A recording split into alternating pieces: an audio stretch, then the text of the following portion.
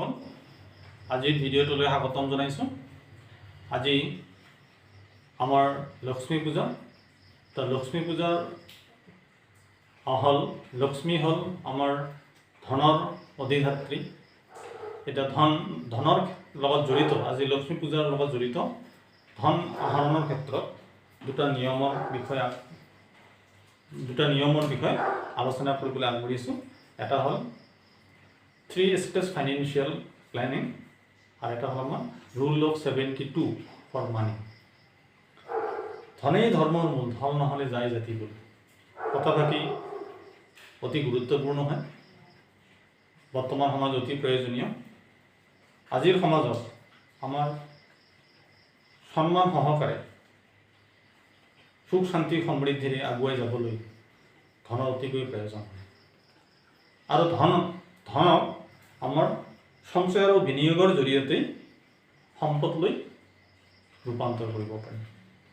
আৰু সঞ্চয় ভৱিষ্যত আনন্দময় জীৱনৰ সুৰক্ষা কৱচ। আৰু সেই সঞ্চয়ৰ জৰিয়তে আমি প্ৰতিজন মানুহেই অৰ্থনৈতিকভাৱে আমাৰ স্বাৱলম্বী হ'ব পাৰে। তো অৰ্থনৈতিকভাৱে স্বাৱলম্বী হ'বৰ কাৰণে আমাৰ অৰ্থনৈতিক ফাইনেন্সিয়েল নলেজ থকাটো খুব প্ৰয়োজনীয়। তেনে ক্ষেত্ৰত আজি লক্ষ্মী পূজাৰ লগত জড়িত দুটা অৰ্থনৈতিক নিয়মৰ কথা আলোচনা কৰিবলৈ আগবাঢ়িছোঁ। তাৰ প্ৰথম নিয়মটো কৈছোঁ rule of 72। Rule of 72 for money. Rule of 72 কি আসলে? রুল অফ 72 আমার মানি ডাবলিং করার একটা ফর্মুলা। কিমান পার্সেন্ট কিমান বছর ডাবল, সেই বস্তুটো আমার রুল অফ 72 জড়িয়তে অনায়াসে আমি ক্যালকুলেশন কৰিব পাৰোঁ ইজিলি। তেনেহলে চোৱা যাওক, তো রুল অফ 72 কি? আমার ডাবলিং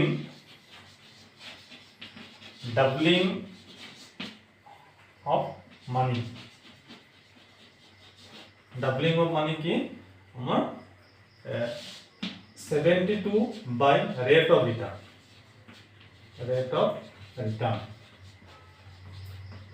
72 রেট অফ ৰিটাৰ্নেৰে ডিভাইড কৰি দিলে বা হৰণ কৰি দিলে আমি পইচাটো কিমান পাৰ্চেণ্ট কিমান বছৰত ডাবল হ'ব সেইটো আমি জানিব পাৰিম। উদাহৰণস্বৰূপে 72 এটো 6%। আমি 6% যদি হয় 6 12 গুণ 72, আমি 12 বছৰত ডাবল। বা 12 বছৰত আমাৰ 6% হলে ডাবল। ঠিক তেনেকে আৰু এটা চোৱা যাওক 72 যদি আমাৰ 6 বছৰত ডাবল হ'ব লাগে, 6 ইয়াৰ্ছত যদি ডাবল হ'ব লাগে, তেনে এইটো 12% আমি পাব লাগিব। অর্থাৎ 12% হলে 6 বছর ডাবল। Very easy.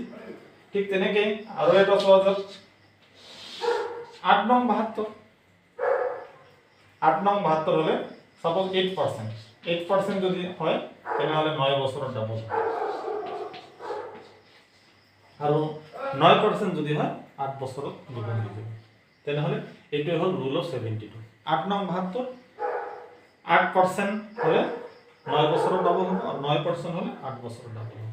ঠিক তেনেকে 6 12 72 12% হলে 6 বছৰৰ ডাবল হ'ব, আৰু 6% হলে 12 বছৰৰ ডাবল হ'ব। বুজি পাইছে না? একদম ইজি। তো ৰুল অফ 72 আমাৰ মনত ৰাখি আমি অৰ্থনৈতিক প্লেনিং যদি কৰোঁ তেনেহলে অতি সহজ হৈ পৰে। তো এইটো হৈ গ'ল আমাৰ ৰুল অফ 72 ফৰ মানি।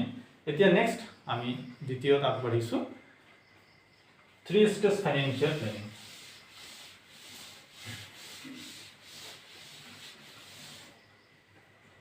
3 স্তৰত অৰ্থনৈতিক পৰিকল্পনা। 3 স্টেজ ফাইনেন্সিয়েল প্লেনিং কি? যে মানুহৰ জীৱনত প্ৰয়োজন অপৰিসীম, কিন্তু প্ৰয়োজনসমূহক আমি সিস্টেমেটিক্যালি যদি আমাৰ আগবাঢ়ি লৈ যাওঁ তেনেহলে বহু পৰিমাণে সুবিধা হয়। কাৰণ income equal to savings plus expenditure, কাৰণ ইয়াত জমা আৰু খৰচ দুটাই ইনকামৰ লগত জড়িত। গতিকে ইয়াত আমি যদি আমাৰ প্লেনিং ৰুল মতে যদি আগবাঢ়ি যাওঁ তেনেহ'লে আমাৰ বেছি সুবিধাজনক হয়। সেই সন্দৰ্ভত আমাৰ অতি প্ৰাথমিক স্তৰৰ এটা প্লেনিং হ'ল। এই ৰুলটোৰ নাম হ'ল আমাৰ 50-30-20 ৰুল বুলি কোৱা হয়। 50-30-20 rule. It is 3 steps of financial plan.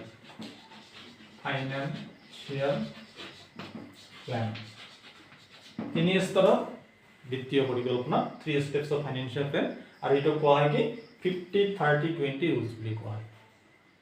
কেনেকুৱা? ধৰা হ'ল এজন মানুহৰ এইটো এটা ইনকাম,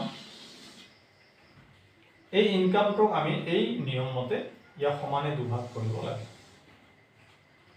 ইয়াৰে 50% আমি অতি প্ৰয়োজনীয় যিবিলাক বস্তু সেইবিলাক আমি তাত ব্যৱহাৰ কৰিব লাগে। এটা হ'ল বেচিক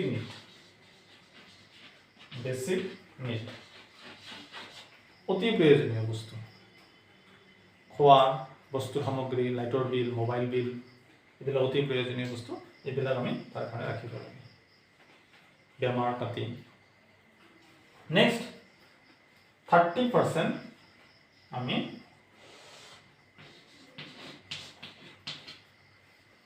বিচৰা বস্তু, মনে বিচৰা বস্তু, দৰকাৰী মনে বিচৰা বস্তু। এটা বেচিক নিড নহয় কিন্তু প্ৰয়োজনীয়। এটা হ'ল আমাৰ মনে বিচৰা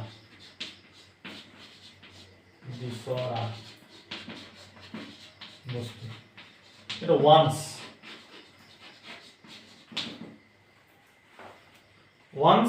মনে বিচৰা বস্তু বা কিবা কিনিব লগা থাকিলে তেনে ক্ষেত্ৰত আমাৰ 30% আমাৰ মনে বিচৰা বস্তু ওয়ান্সৰ ক্ষেত্ৰত আমাৰ ৰখা হয়। বাকী 20% আমাৰ এইটো ৰাখিব লাগে ভৱিষ্যত সঞ্চয়ৰ কাৰণে। এইটো হ'ল সঞ্চয় আৰু নিৱেশ। সঞ্চয় আৰু নিৱেশ।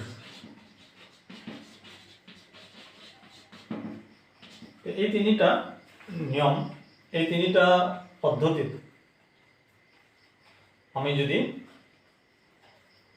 টকা পইচাখিনি আমাৰ জমা খৰচ কৰি যাওঁ তেনেহ'লে আমি সোনকালে আমাৰ ফাইনেন্সিয়েল ফ্ৰীডম এচিভ কৰিবলৈ সমৰ্থ হ'ম। এইটো কি 3 step ফাইনেন্সিয়েল প্লেনিং, ইয়াৰ উপৰিও আৰু 6 step ফাইনেন্সিয়েল প্লেনিং আছে। আমি প্ৰথমতে আজি 3 step ফাইনেন্সিয়েল প্লেনিঙেই আমি মনত ৰাখিম। তেনেহ'লে 3 step ফাইনেন্সিয়েল প্লেনিংটো কি কোৱা হয় 50-30-20 ৰুলছ বা নিয়ম বুলি কোৱা হয়। ইয়াত কি কৰা হয় তেনেহ'লে 50% বেচিক নিড, অতি প্ৰয়োজনীয় বস্তুৰ ক্ষেত্ৰত খৰচ কৰিব লাগে। 30% কি কৰিব লাগে আমাৰ দৰকাৰী বস্তু, মনে বিচৰা বস্তুৰ ক্ষেত্ৰত আমাৰ 30% খৰচ কৰিব লাগে। আৰু বাকী 20% আমাৰ ভৱিষ্যত সঞ্চয় আৰু নিৱেশ কৰিব লাগে ভৱিষ্যতৰ কাৰণে। এইটোৱে হ'ল আমাৰ 50-30-20 ৰুলছ। এতিয়া আজিলৈ ইমানেই। আশা কৰোঁ বুজি পাইছে আমাৰ 3 step ফাইনেন্সিয়েল প্লেনিং আৰু ৰুল অফ 72 ফৰ মানি। আজি চবকে আশা কৰোঁ চবেই আজি লক্ষ্মী পূজাৰ সমাৰোহত বেছিকৈ চিন্তা কৰক। Think big, learn big, earn big আৰু এনজয় বিগ। বেছিকৈ ভাবক, বেছিকৈ ইনকাম কৰক, বেছিকৈ জমা কৰক আৰু জীৱনটো আনন্দৰে উপচি পেলাওক। নমস্কাৰ, থেংক ইউ।